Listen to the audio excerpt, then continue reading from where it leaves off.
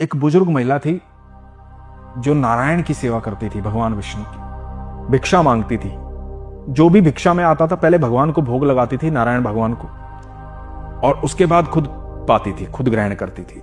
एक दिन शाम को कहीं से चने मिले। चने लेकर के जब घर लौटी तो रात हो गई थी।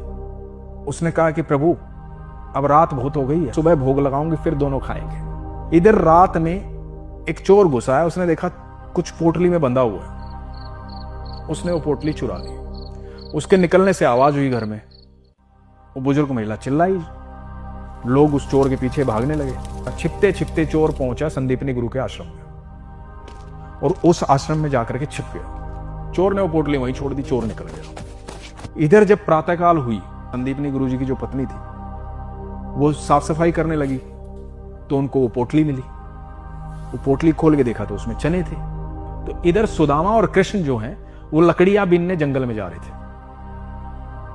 तो गुरु मां ने कहा सुदामा को और कृष्ण को, ये चने लेते जाओ, भूख लगे तो खा लेना। अब सुदामा और कृष्ण लकड़ियां बीनने का काम कर रहे थे अपने जंगल में। सुदामा के बारे में ये बहुत कम लोग जानते हैं। सुदामा त्रिकालदर्शी थे, भूत भविष्य वर्तमान सब जानते थे, इतने विद्वान थे वो।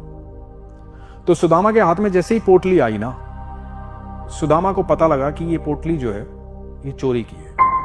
और उन्होंने ध्यान किया तो उनको पता लगा कि जिस बुजुर्ग महिला की ये पोटली चोरी हुई थी उसने श्राप दिया है कि जो भी वो प्रसाद, जो भी वो खाएगा, वो मुझसे भी ज्यादा दरिद्र हो जाएगा जीवन भर के लिए। तो सुदामा ने सारे चने खा लिए। अब भगवान ने बोला, ठाकुर जी बोले कि भाई भूख लगी है, चने कहां है? तो सुदामा बोले कि यार ज्यादा भूख लगी थी, मैंने खा ली।